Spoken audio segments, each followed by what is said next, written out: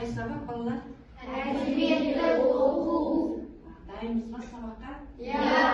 Жарайсыңдар, отыра қойыңдар. Бүгін түгелміз ғой, 23 оқушымыз ғой, жақсы, тамаша. Балалар, бүгін әдебиеттік сабақта жаңа сабақтан бастаймыз. Бүгінгі сабағымыздың тақырыбы біздің жыл басына таласқан хайуанаттар сабағы. Бүгінгі сабақтың тақырыбы қазір осы сабақты өтерде біз ширату әдісіне тоқталайық. Ширату әдісі балалар, қол көтеріп жауап береміз.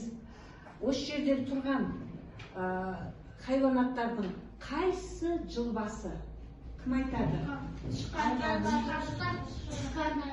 Иә, әрі қарай. Сиыр, барыс, қоян, ұлу, жылан, аты, қой, мүйізі, тауық, ит, доңыз. Олай болатын болса, біз бұл сабақты өтпес бұрында жыл 12 айға таласқан хайуанаттар туралы ертеңді біз білеміз.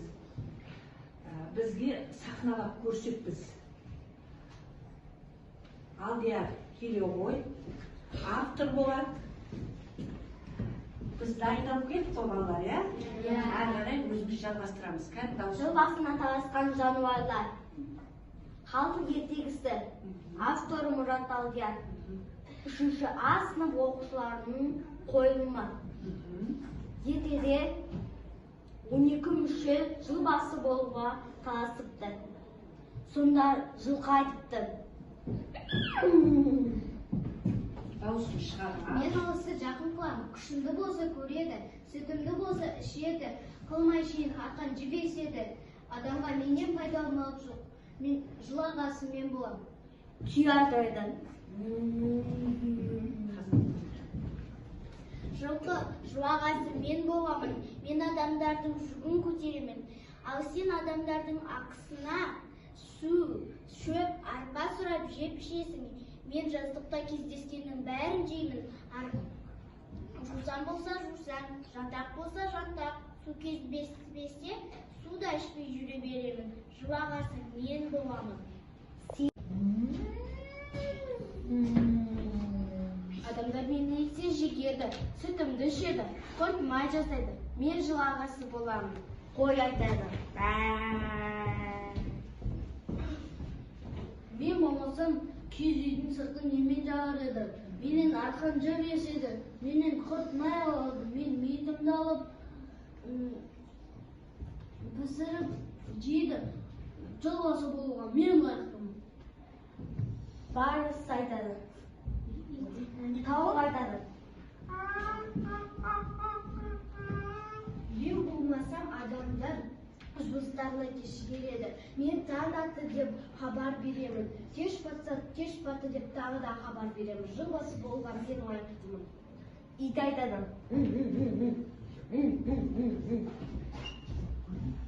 Мен болмасам, сендерді баяғыда қасқа жеп таусар еді.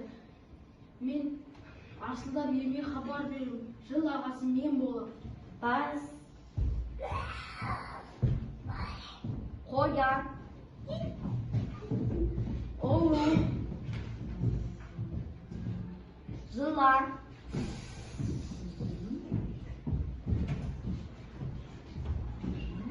Тышқан. Доңыз. Бұл да осы ешінші қойғаншы болып, күнді көрсе сол жыл басы болыпса. Қағандары түйенің сөзін мақұлдапты. Түйе менен бұрын күн көрер деп тышқанның сөзін қостапты. Сәлден соң күн көрер. Сәлден соң тышқан түйенің өркешіне мініп алып, күнні бәрінен бұрын көріп алақай деп айтады.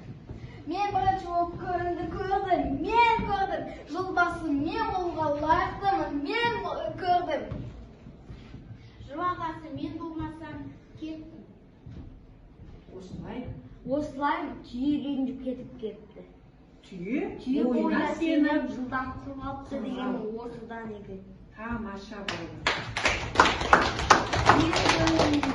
Түйе жөнінде. Жақсы, рахмет, отыра ғой. Бәріңе рахмет, жақсы отыра ғой. Тамаша, мінекей. Жылға таласқан хайуандықтардың сөзін өте жұмыс істейміз. Болғаннан кейін сәйкестендіріңдер балалар. Жыл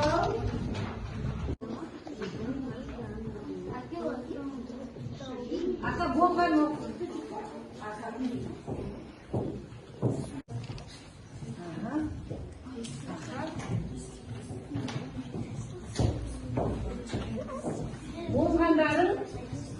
Болғандарын мінекей тамаша. Жақсы, ал енді отыра қойыңдар. Жұмысымызды қазір ерлеміз. Кім бірінші болды? Маған әкем өткізгендер. Бірінші, үшінші қатар бірінші болды, я? Жақсы, екінші қатар екінші болды. Үшінші қатар бірінші қатар болды, я? Тамаша. Енді, балалар, біз сергіту сәтін жасап жүрейік. Шеңберге бәрін шақырып, ручкаларын ала келген. Ауызбіршілігіміз сұраққа жауап алайық әдісі. Балалар, аш болам деп арпа сұлы сұрамаймын деп айтқан жануар кім? Түйе. Жыл мүшесі бойынша үшінші жануар. Хайванаттар не үшін таласты? Қай жануар болмаса қалған жануарлар ұрлап жыртқыш аңдарға жем болар еді? Иттің сөзі екен, өте тамаша балалар. Біз сәйкестендіру әдісін үш ал айналамыз жүреміз.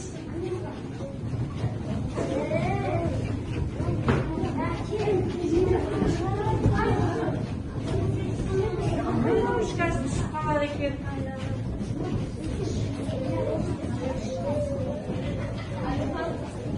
Жарайсыңдар балалар. Отыра қойыңдар. Ауызбіршіліктерің өте жақсы екен. Себебі ешқандай қаламсақтарың жерге түскен жоқ. Егер жерге түскен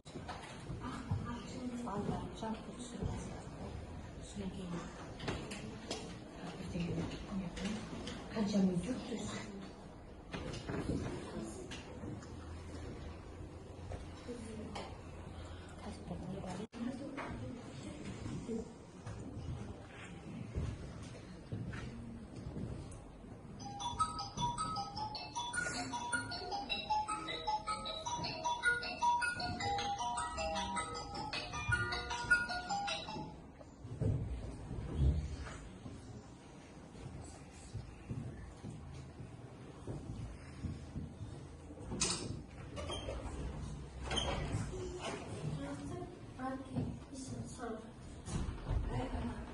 Өріске ұзап барады, себебі не соңындағы адам момын болғаны.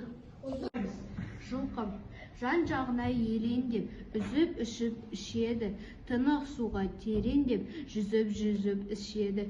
Себебі не соңдағы тым талғамыз болғаны. Асық мейлің асықпай тұрып ішеді, себебі не сондағы сабыры нық болғаны. Дәу басын шайқап ішеді, себебі не сондағы сәл мазаңдау болғаны. Шашы ратып шағындап, жалап ішеді, жан-жағына ырылдап, қарап ішеді. Себебі не сондағы тым қызғаншақ болғаны.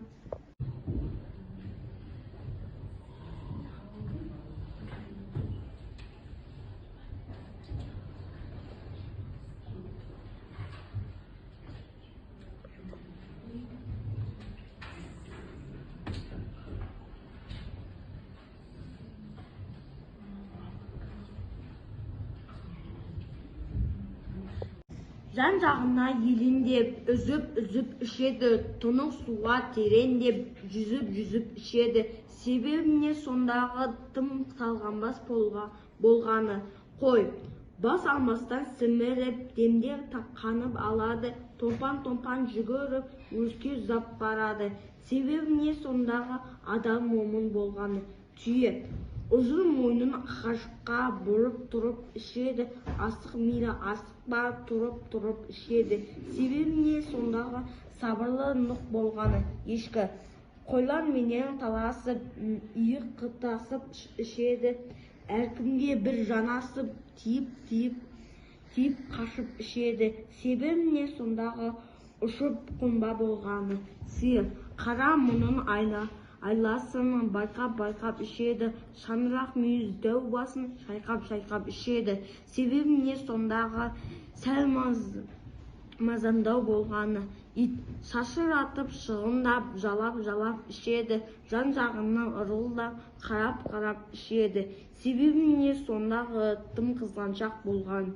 Мысық, көзін жұмып көлгірсіп, жалап ішеді, бәрін өзі білгірсіп, санап ішеді. Себебі не сондағы сонша сарам болғаны. Сейіл Борынбаев.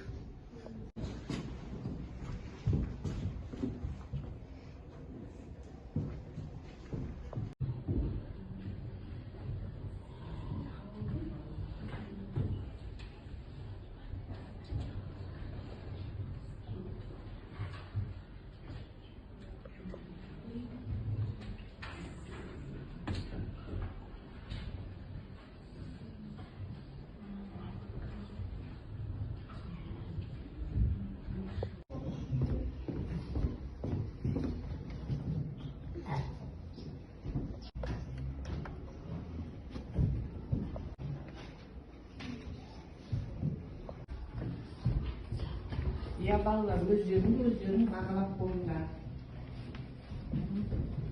Адия.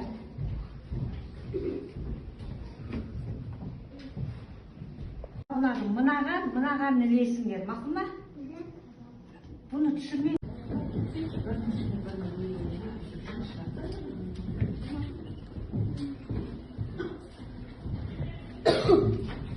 Жақсы балалар.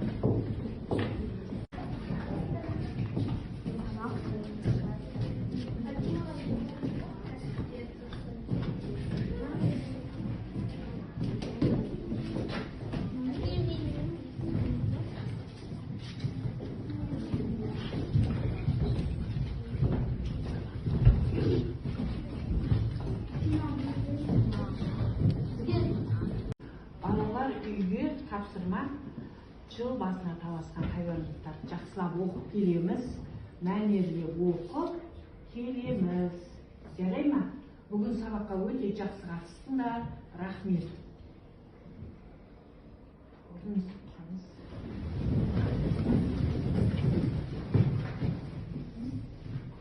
Жақсы, рахмет. Отыра қойыңдар.